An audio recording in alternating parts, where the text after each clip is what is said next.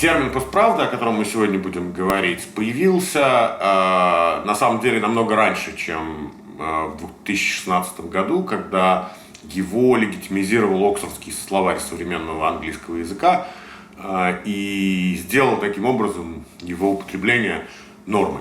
В русском, в особенности в русском сетевом жаргоне, слово «фейк» появляется в середине 2000-х годов для обозначения некого продукта информационного шума, который создан на основе либо вранья, либо неверно интерпретированный, либо помещенный в ложный контекст информации. Про ложный контекст мы еще много будем говорить сегодня. И пик использования этого слова и его английского родственника, его английских родственников даже в двух частях будем называть: post-truth, более британский вариант, и fake news, более американский вариант, приходится на период 2014-2015 год на фоне боевых действий на востоке Украины, когда российские телеканалы не брезговали, в общем, они и сейчас продолжают не брезговать этими приемами для того, чтобы обеспечивать себе внимание российской аудитории. Если говорить о том, что изменилось за тот период, пока это слово существует и используется, или эта группа слов, совокупно понимаемых под термином «постправда», то прежде всего к ней наконец стало привлечено внимание как профессиональной, так и академической аудитории. За последние, в особенности, 2 года стала очень ясна роль социальных медиа и как бы их роль усилителя сигнала, которая неожиданным образом помогает создателям фейк-ньюс или создателям постправды расширять свою аудиторию, добиваться какого-то внятного результата распространения своих фальшивок и, возможно, даже менять окружающую нас политическую и социальную действительность.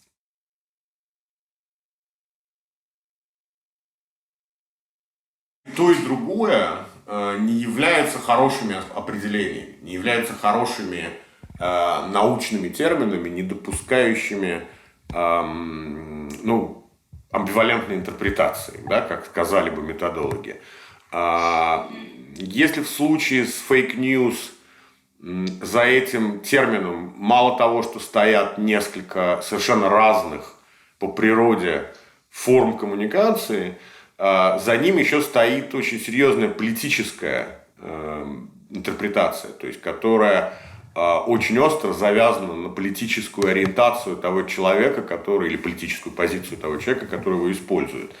Например, чаще всего мы слышим сочетание фейк-ньюс от Дональда Трампа, который уже в буквальном смысле прибивает там который год гвоздями этот ярлык к американской прессе. Потому что ему не нравится то, что она про него пишет, то, как она к нему относится. Соответственно, он использует термин, изначально придуманный для описания совершенно другого, в качестве ярлыка, то есть в качестве политического оружия. Если мы будем говорить о термине «post-truth» или «постправда», он, конечно, немножко лучше, потому что он обозначает более ясный феномен, более ясный не в смысле, что мы про него больше понимаем, а в смысле, что он чуть-чуть точнее описывает проблему. В предыдущую эпоху существовали более-менее ясные, стандартизованные источники правды. И это, конечно, была не газета «Правда», тем более не газета «Известия», а это были скоординированные в рамках обычного бизнес-процесса новости, информация, которую предоставляли основные средства массовой информации. Вот некая совокупность тех новостей, которые вы получали от классических газет, классического телевидения, классического радио, соблюдающего принципы журналистской этики, информационной этики, могло восприниматься как общественная правда, как правда для общества. То, что стало происходить примерно с 2013-2014 года и вылилось как бы в кризис 2016, это отказ от признания правдивости вот этой самой машины по производству новостей и выдвижение на первый план понятия «люди говорят». Ну, то есть, что существует мнение, да, как бы, которое может в связи с особенностями его упаковки и распространения, ну, то есть, новостного производства, вот это мнение может оказываться влиятельнее, сильнее, чем настоящие новости и настоящая правда.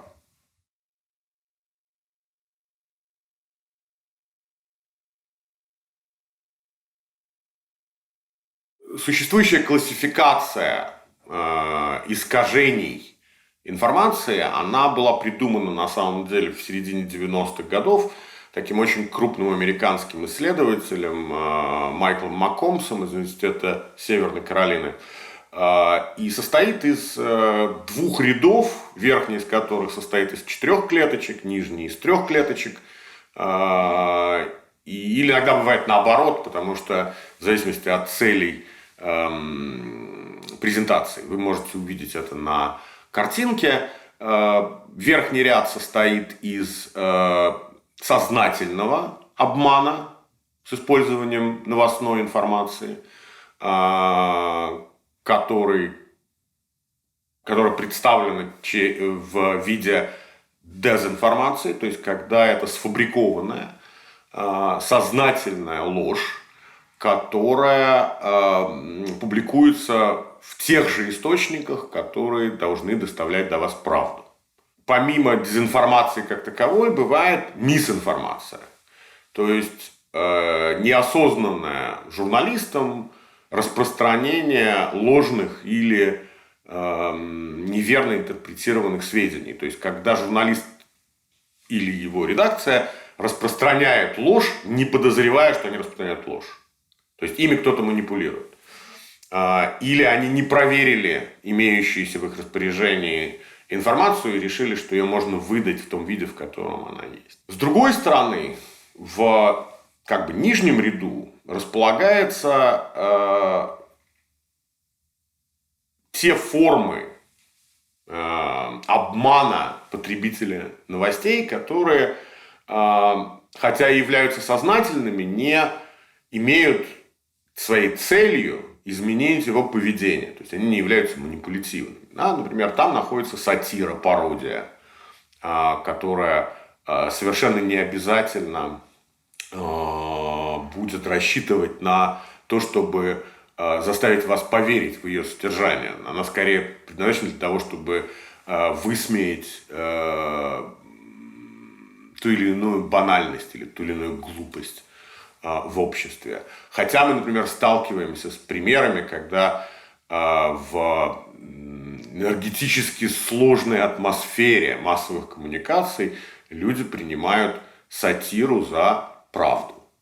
И в частности, известно, что российская газета в 2015 году, использовав в качестве информационного повода и распространила дальше в качестве информационной заметки шутку Энди Боровица, такого записного сатирика журнала «Нью-Йоркер».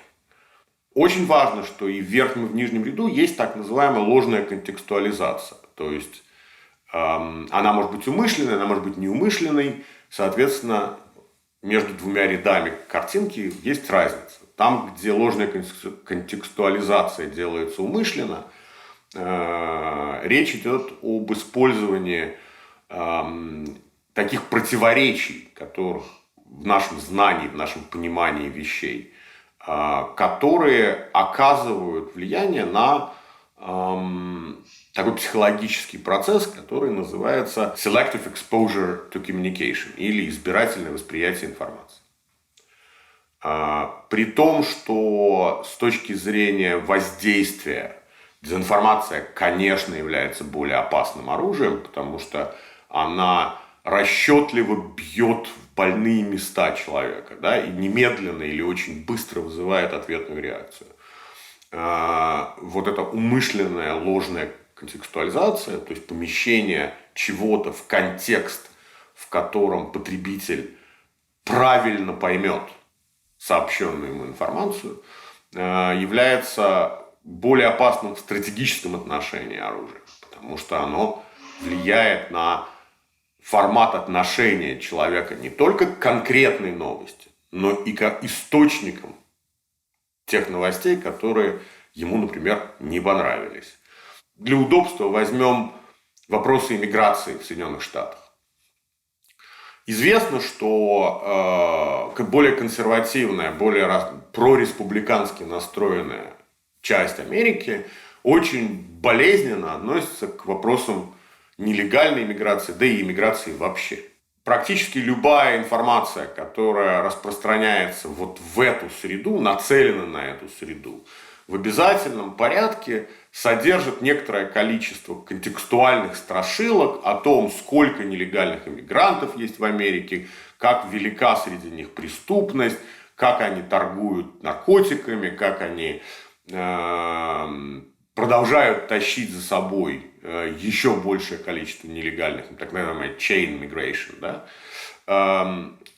Поэтому, если, например, мы берем какую-то новость, помещаем ее вот в этот контекст, который очень болезненно воспринимается консерваторами, то немедленно получаем довольно сильный эффект в виде их консолидации вокруг этой новости и участия их в дальнейшем распространении этой новости и развития этой новости, потому что социальные сети позволяют тебе не просто расширить соответствующую статью своим друзьям, но еще и прокомментировать, выразить свои отношения, усилить месседж, добавить к нему эмоций, что делает его вдвойне более, как сказать, и повышает его тактико-технические характеристики, если мы говорим об информационном оружии.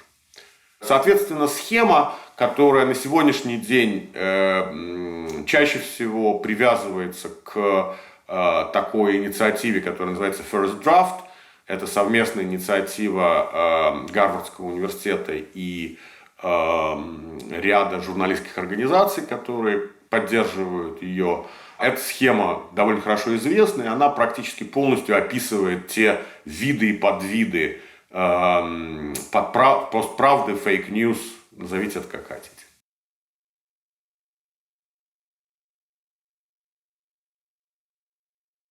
Одна из центральных исследовательских тем в отношении постправды или фейк-ньюс или проблемы сетевой пропаганды, что, наверное, было бы наиболее корректным названием для этого феномена, является попытка понять, насколько действительно серьезно подобного рода инструменты, если ими пользуется та или иная политическая сила, влияют на поведение общества, на его решения в области голосования, на его решения в области потребления, потому что очень важно, что происходит с потреблением. Не потому что мы марксисты, а потому что на самом деле, например, рост или падение медиапотребления того или иного канала имеет довольно решающее значение в многих странах в отношении того, какая политическая сила станет доминирующей. Эти исследования, они очень разные, потому что на самом деле мы не можем до конца, и это относится не только к сетевой информации, даже к классической, хорошо изученной, такой как телевидение или печатная пресса, сказать, как именно восприятие информации воздействует на поведение человека в его, например, электоральных решениях. Существует довольно хорошо разработанная теория медиавоздействия, которая говорит нам, что существуют сильные эффекты, то есть сильные методы воздействия, которые эффективны на коротком отрезке, которые мы чаще всего атрибутируем именно словом пропаганда, то есть те, которые громко, навязчиво и существенно упрощая мир вокруг нас, переводя его в черно-белую форму, наши и не наши, свои, чужие, враги, друзья, делает свою работу путем, как правило, прайминга, термин используется такой, прайминг, своего адресата, то есть аудитории, или каждого отдельно взятого члена аудитории.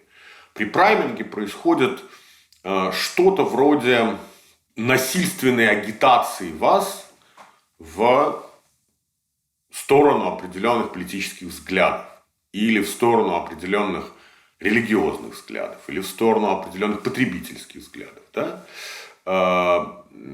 Прайминг в целом представляет из себя манипуляцию вами, когда, используя склонность нашего сознания избегать конфликтующей информации, вы выбираете ту информацию, которая для вас является приемлемой. Например, если вам вдруг стали рассказывать, что слон – это не огромное серое животное с хоботом, толстыми ногами и маленьким хвостиком, все, что вы знаете про слона с вашего раннего детства, оказывается неправда, а слон – это маленькое, мохнатое, с длинным хвостом существо с острыми зубами и никакого хобота у него нету, то в зависимости от того, как сильно на вас давит эта манипуляция, например, через ваших авторитетов, или через ваших друзей, или через ваш социальный круг,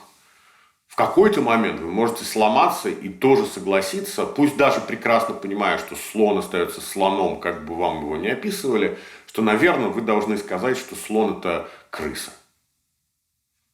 То есть крыса – это слон. Точно так же, но немножко более сложном варианте работает эффект фрейминга. То есть, когда манипулирующий вами медиапроцессор, неважно, это может быть человек, который с вами разговаривает, это может быть средство массовой информации, это может быть политик, обращается к определенным шаблонам в вашем сознании, которые существуют с достаточно большой вероятностью у вас, как у члена определенной социальной, политической, религиозной или этнической группы. Фрейминг, как правило, в наиболее простом варианте должен быть описан как загоняние вашего сознания в угол, чтобы ему там было некомфортно, а выход из этого угла как бы для фреймера, для того, кто создает фрейм, не так важен. Потому что самое главное, что у вас появляется желание из этой ситуации выбраться.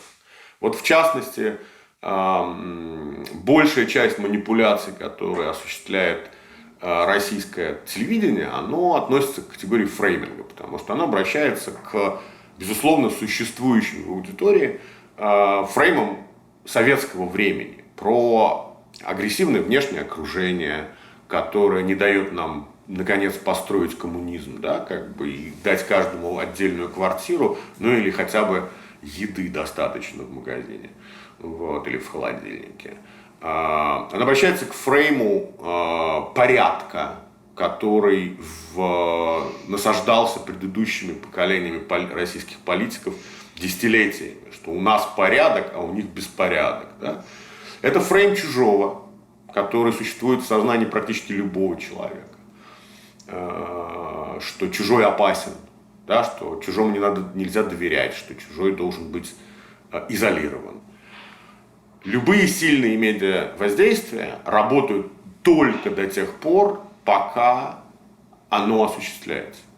В тот момент, когда по тем или иным причинам это медиавоздействие перестает осуществляться, искусственно навязанные вам эффекты, связанные с праймингом, и с созданием или эксплуатацией у вас фреймов, они рушатся очень быстро и, как правило, вызывают ответную реакцию в качестве отрицания того, кто этим занимался.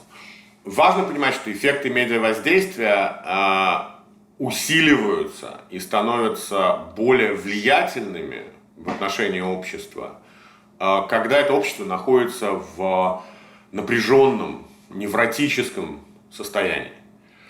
Это важный компонент понимания концепции постправды и фальшивых новостей, что они не возникли на пустом месте.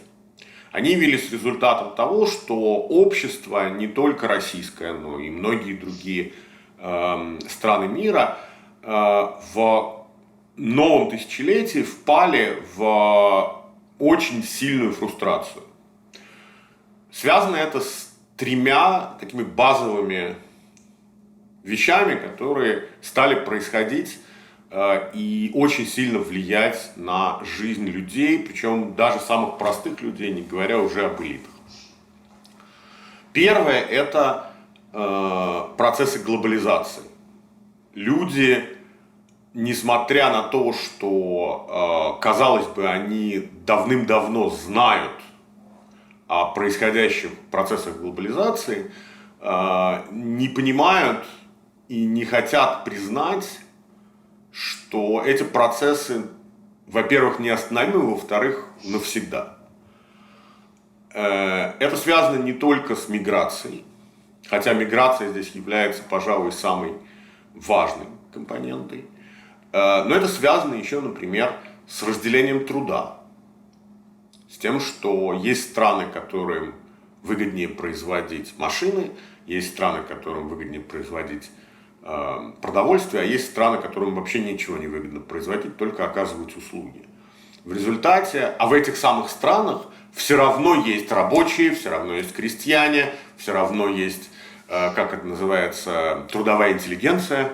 И у каждой из этих групп по поводу происходящего вот этого разделения труда очень отрицательное мнение, потому что они считают, что они имеют право сохранять тот образ жизни, который вели их родители, бабушки, дедушки и так далее. Особенно это относится, конечно, к крестьянам и людям, работающим на производстве или в области добычи минералов. Да? Это очень консервативные, как правило, династические социальные группы, которые вдруг оказываются под очень сильным давлением экономических и часто, кстати, внеэкономических факторов. Например, связанных с обязательствами по Киотскому протоколу, да, то есть снижению выбросов в атмосферу. Да. Одна из самых устойчивых социальных групп, которые обеспечили выборы президента Трампа, это американские шахтеры. Второй важный компонент фрустрации, который случается с обществом, это то, что Дуглас Рашков называет технологическим шоком или шоком будущего. Термин сам по себе довольно старый, его стал использовать еще Эрвин Тофлер, но, пожалуй, наиболее ясное воплощение он получил в книгах Дугласа Рашкова, написанных в конце нулевых годов этого столетия. Технологический шок – это не просто появление новых технологий, которые каждый день соблазняют нас новыми гаджетами или новыми услугами или новыми возможностями.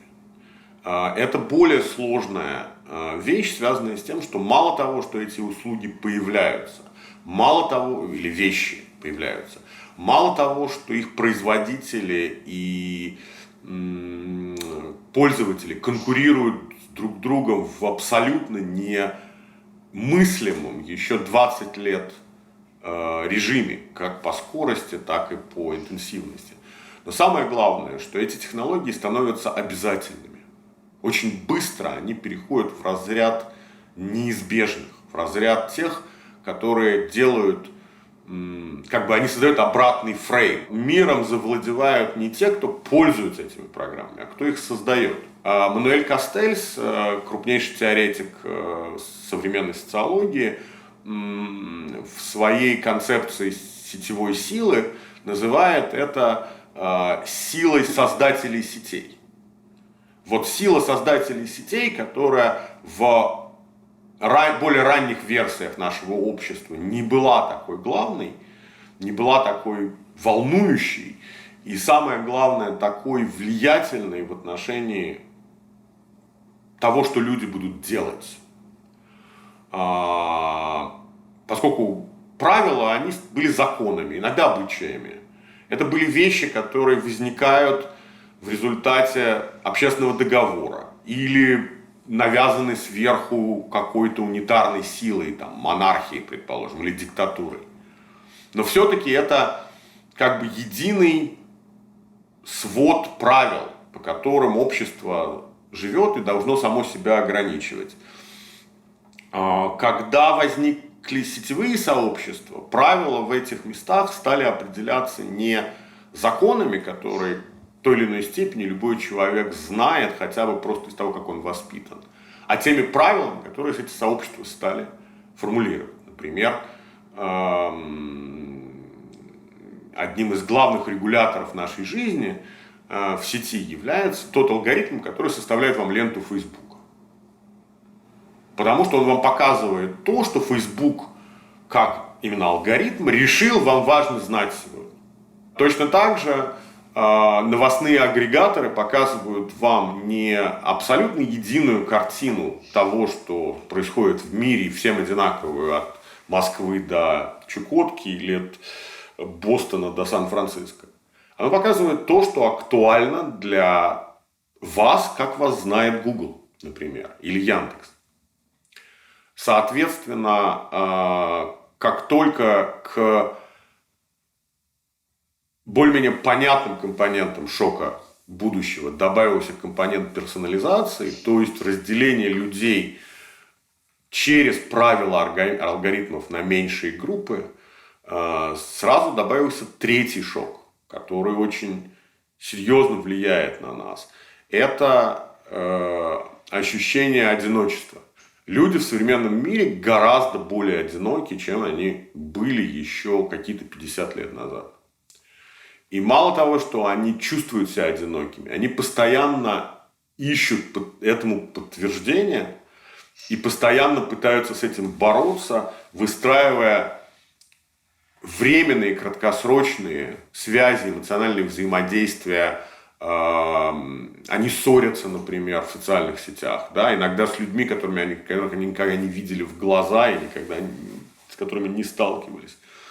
Это все проявление некой совокупности медийных и психологических эффектов, которые мы описываем словом атомизация сознания. То есть, когда человек с помощью технологий, с помощью обстоятельств, в которых он находится, и в атмосфере, и без того имеющейся фрустрации от глобализации, чувствует себя абсолютно одиноким, абсолютно покинутым и готов к практически любой разводке, к любой манипуляции, которой к нему подходят медиа.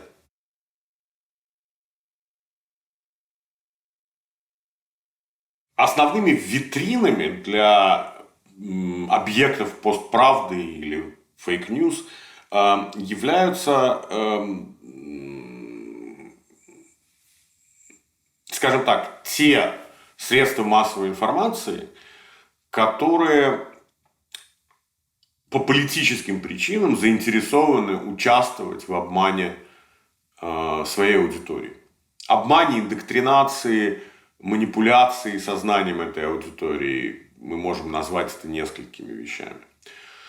Когда возникает ясное политическое течение, которое хочет захватить власть или удержать власть, оно стремится к двум целям. Есть две острые необходимости. Первое – это не допустить распространения месседжей тех, кто ему противостоит, тех, кто находится на другой стороне политического или международного спектра и так далее. И второй – это максимально усилить и донести до самых, отсталых слоев населения свой месседж. Как следствие у тебя возникают два процесса, которые являются абсолютно неизбежными компонентами фейк-ньюс. Один из них можно назвать информационным или белым шумом.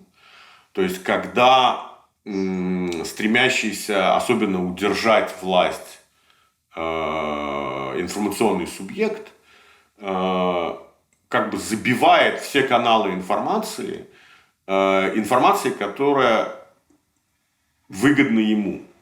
Тем самым как бы растворяя в большем количестве жидкости месседж своих противников. Типичным, наверное, для москвичей это будет понятно лучше других, методом такого информационного глушения является работа так называемого московского холдинга СМИ, да, который сообщает буквально о любом действии Сергея Семеновича Собянина и не сообщает ни об одном действии, слове или мнении людей, которые считают, что Собянин делает что-то не то. Поверьте мне, подобные вещи можно найти в любой медиакультуре. Они всегда вылезают, потому что существует политическая поляризация. Одна сила хочет взять власть, другая не хочет. Соответственно, если ты хочешь продвинуть свой месседж, ты делаешь это с помощью все более расширяющего свои пространства информационного шума.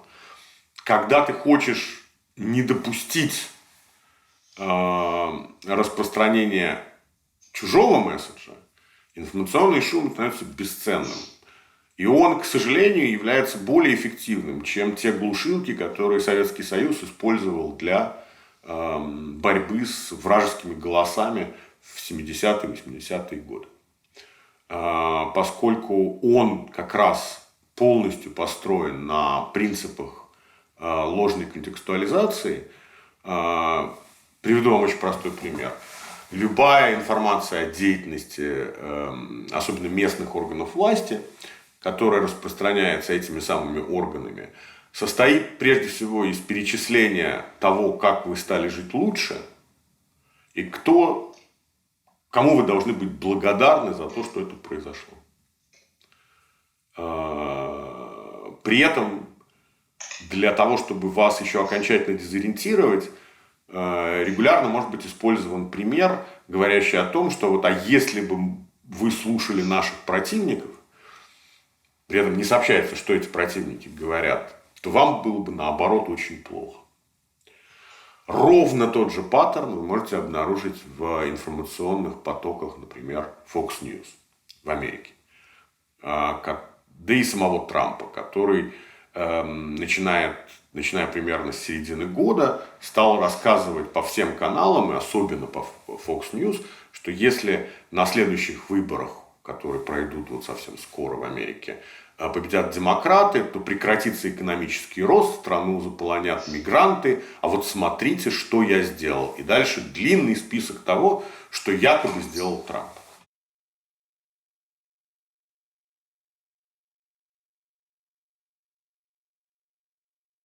Верификация той информации, которая поступает к вам по самым разным каналам, это навык. Это просто навык. И его надо иметь, его надо уметь, им надо пользоваться. И парадоксальным образом, я сразу могу сказать, им не надо злоупотреблять. Дело в том, что критическое мышление, доведенное до абсолюта, доведенное до бессмысленной абсолютности, вот так скажем, делает вас не только не делает вас защищенным от фейка, оно делает вас защищенным от всего, в том числе от вещей, которые могут оказаться и истиной, и правдой, и тем, что вам надо услышать. Да? Когда вы сомневаетесь вообще во всем, это ничуть не лучше, чем если вы не сомневаетесь ни в чем, что вам говорят. С другой стороны, единственным абсолютным инструментом как бы борьбы, вашей личной борьбы с постправдой является разумное критическое мышление. Когда я говорю разумное, это значит, что вы запускаете свои проверочные способности только тогда, когда сообщенная вам информация категорически расходится со здравым смыслом. Есть классический набор трюков пропагандистского высказывания, которые полностью относятся к инструментам постправды. Я бы даже сказал, что некоторые из этих замечательных методов специалистами из области фейковых новостей даже еще не освоены. В середине 30-х годов в Америке, в том числе из-за того, что началась медиатизация политики, очень активное сращивание политического и медийного ресурса, случилась одна из предыдущих волн фейк-ньюс. Они просто тогда так не назывались, но они явились, в свою очередь, эволюцией тех пропагандистских методов, которые использовались во время Первой мировой войны против противников, против тех, против кого Америка воевала, Британия воевала, Германия воевала, Россия воевала и так далее. Каждая страна имела свой инструментарий агрессивной военной пропаганды. Или, наоборот, защитной пропаганды. Когда эти методы просочились в медиатизированную политику, во многих странах это стало вызывать очень существенные проблемы. В Соединенных Штатах особо опасной для общественного сознания кампании была кампания 1936 года, когда Франклин Делано Рузвельт боролся за свой второй президентский срок. Поскольку за первый президентский срок он провел в жизнь множество решений, которые называются политикой нового курса, фактически привнеся в жесткий корпоративный капитализм Америки часть социалистических, даже мечт на тот момент, пенсионную систему, поддержку неимущего населения, обязательное страхование, медицинское страхование, тогда только госслужащих, потом это было распространено на более широкие группы населения.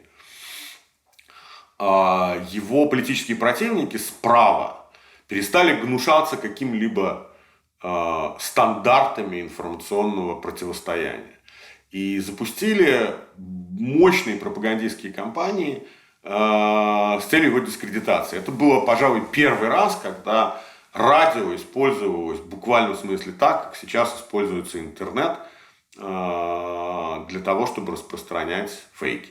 Когда научно-практическое сообщество стало анализировать происходящее, они смогли выделить некоторое количество принципов, которыми руководствуется вот такая агрессивная, направленная на обман вас как избирателя пропаганда.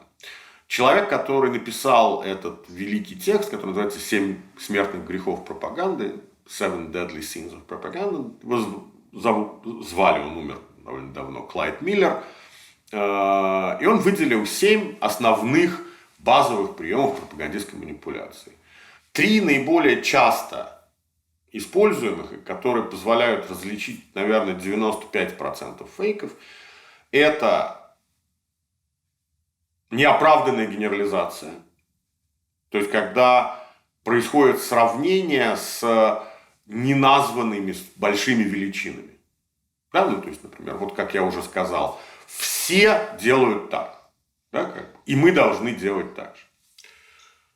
Вторая – это избыточная апелляция к патриотизму. То есть, по-английски это называется follow the flag. То есть, когда человеку навязывается мысль, что если он хочет быть хорошим гражданином, что если он хочет быть достойным членом общества, то он должен ставить страну выше своих интересов, выше того, что выгодно его семье, выгодно его городу или его части страны. И третий момент, это, по-английски это называется join the bandwagon. Это можно по-русски, наверное, назвать как постоянный такой зазывало в вагон, да, как бы. То есть вот все твои друзья с нами, иди к ним немедленно. Все такие же, как ты, с нами. Присоединись к нам. Все такие же, как ты, думают вот так же. Да? Как только вы видите что-то подобное в тексте, у вас должен включаться здравый смысл.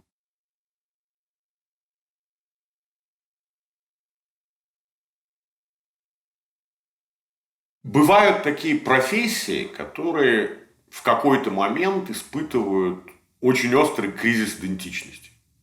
И журналистика присоединилась в этом вопросе, например, к очень старым и очень достойным профессиям, например, конюха. Это не шутка, да, как бы, конечно, в мире есть конюхи и сегодня, их довольно много, но роль этого человека, она принципиально изменилась. И главное, его самоощущение не очень сильно изменилось при этом. Связано это с двумя вещами. Первое, современное общество, получив в свое распоряжение абсолютный информационный инструмент в виде интернета, который позволяет не только получать любое необходимое количество информации, но еще и не ожидает от тебя некой защиты от избыточной информации, оно принципиальным образом изменило роль системных источников в вашем отношении к реальности. Если человек в начале 20 века подавляющее количество информации об окружающем его мире, если он хотел, получал либо от друзей и родственников, ну и соработников, а также газет, то на сегодняшний день среднее количество информационных источников, которые неизбежно достигают вас как городского, например, жителя, составляет от 70 до 100. То есть мы стремительно в вопросе медиапотребления приближаемся к знаменитому числу Данбара, который говорит, что у человека в среднем должно быть около 150, от 150 до 200 открытых контактов, да, как бы с другими людьми. Подавляющее большинство людей имеет в записной книжке, например, не больше 200 телефонов. Да? Или количество одновременно открытых для него коммуникационных каналов, которые могут быть книжки, которые он читает, журнал, телеканал, который он смотрит, там, не знаю, еще что-то, тоже где-то там приближается к этой цифре. Это не абсолютный, но очень важный предел нашего сознания. Возможно, но это еще не доказано, и, наверное, психологам и политическим психологам потребуется еще несколько лет экспериментов и анализа. Избыточность информационного предложения существенно понизила статус информационных профессий, в том числе профессии журналиста. Также к этому добавился экономический кризис, который переживает журналистика, теряющая традиционные источники своего заработка, прежде всего рекламу. Но что еще важно, люди перестали относиться к системным средствам массовой информации как к источникам информации. Они стремятся получить оттуда мнение, стремятся получить оттуда анализ, потому что новости добираются до них сами. Новости добираются до них сами через их мобильные, через экраны компьютеров, через экраны телевизоров. И зачем мне еще новости в журнале или в газете, или даже по радио? Мне гораздо интереснее, что думают по этому поводу другие люди. Как только вместо спроса на факт появился спрос на мнение, в том числе мнение о факте. В этот момент классическая, традиционная, репортерская или аналитическая журналистика стала испытывать большие проблемы. Единственное, что я хочу сказать, это происходит далеко не первый раз. Только в современной медиаистории, которую мы ведем от момента возникновения массовых газет, то есть примерно 80-х, 90-х годов 19 века, таких кризисов было 4. Это кризис таблоидов, желтой прессы, это кризис радио, это кризис телевидения и это кризис доткомов, то есть раннего интернета, когда интернет был воспринят как еще один способ вещания. Каждый раз общество каким-то образом находило решение. Оно всегда, это решение, находилось внутри треугольника индустрия и журналисты как ее часть, государство как регулятор, как установитель правил для данного конкретного общества или для всего мира, если это ООН или другие международные организации, и потребитель. Но в данном случае потребитель представлен совершенно неожиданной стороной. Он всегда в этих случаях был представлен системой образования. Вот если система образования осознает свою роль в борьбе с обманом, которым на самом деле является постправда, в этот момент находится решение, которого мы все так ждем очередной раз.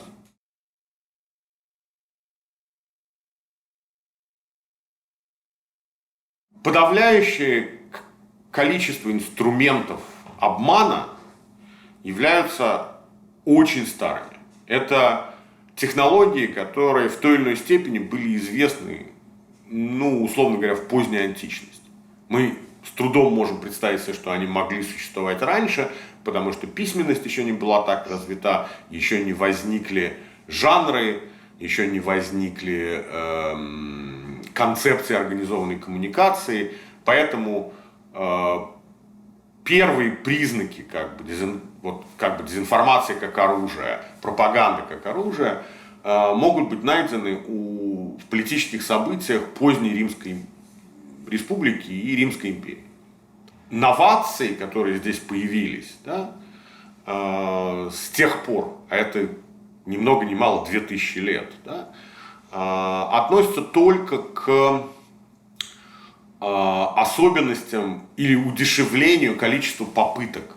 Дело в том, что пропаганда никогда не бывает эффективна вот так.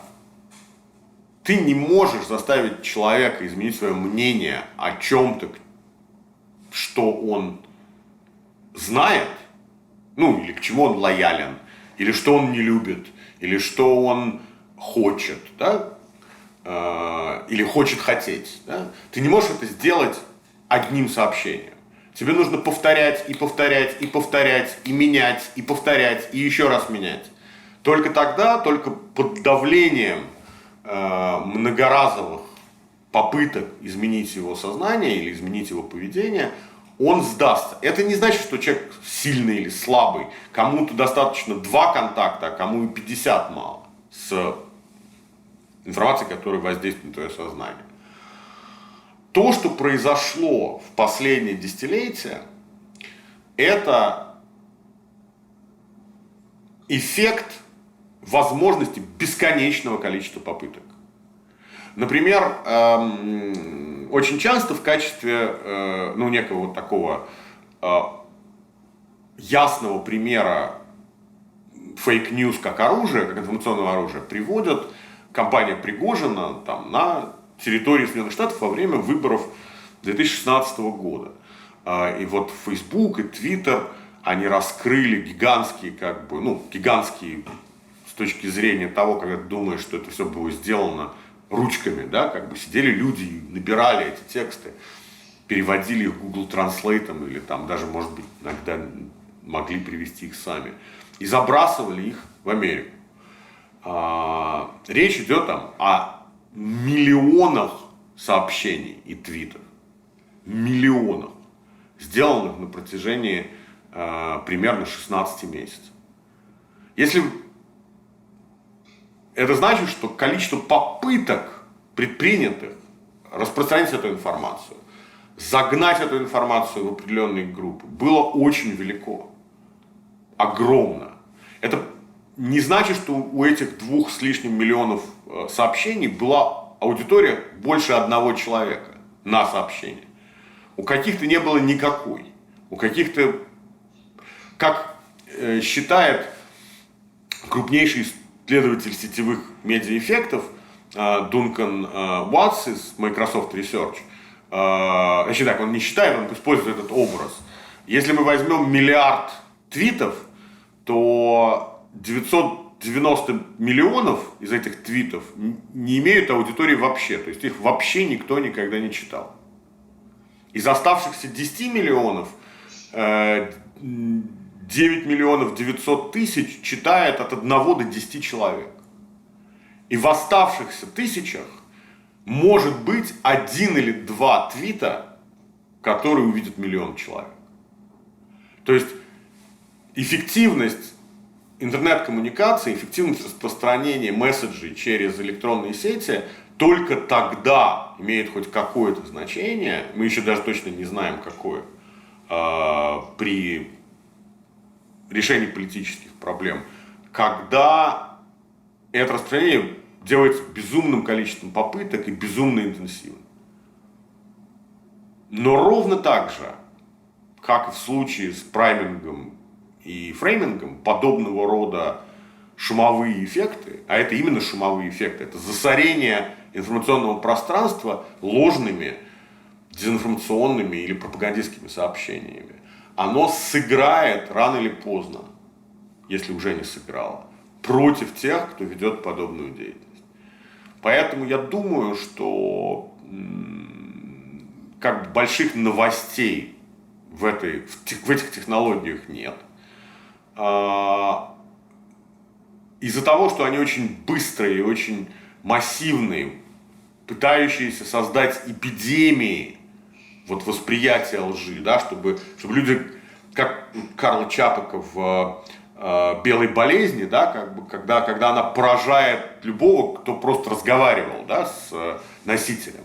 В этом смысле представить себе, что фейк-ньюс или постправда будут работать как вирус, очень хочется, но это невозможно. То есть на сегодняшний день у нас нет никаких подтверждений, что это так или что это будет работать так после того, как мы это знаем.